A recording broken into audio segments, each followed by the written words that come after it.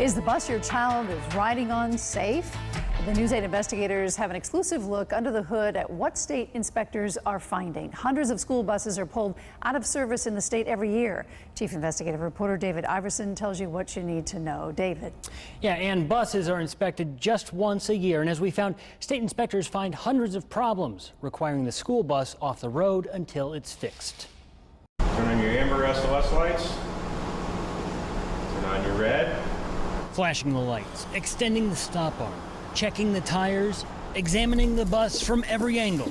Department of Motor Vehicle inspectors Garfield Green and Doug Lecco make sure Connecticut school buses are safe. This bus passes inspection and it will soon be carrying Old Saybrook students to class. But not all buses get the okay to stay on the road. Primarily concerned with critical defects, obviously.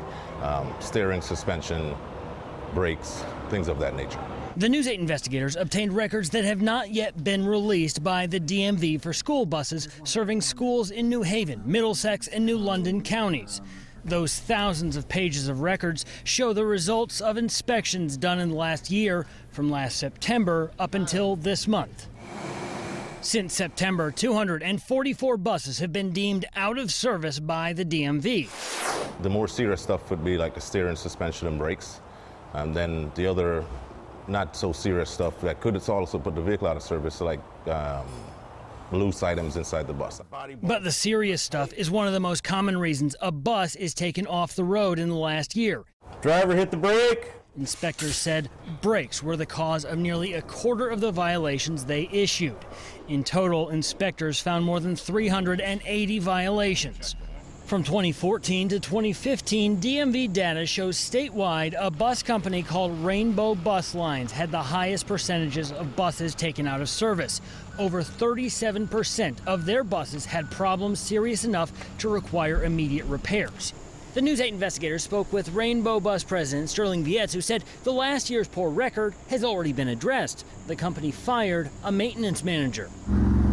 Inspections between last September and this month show that a bus company called First Student has had the most violations in New Haven, Middlesex, and New London counties. First Student told us over the phone that they have the most violations because they have the most buses. In May, the DMV found a fire hazard aboard a First Student bus. A grease leak had dripped onto the starter. Inspectors caught the hazard 3 times and say nothing was done. We had discussions about your maintenance program and what you could do to better yourself. And after we see that that's not working, or certainly not working fast enough, then we'd bring them in for administrative hearing. But that's like the last step, and most of the folks get it, so we don't have to go to that point. DMV Lieutenant Green says that getting to that point is rare.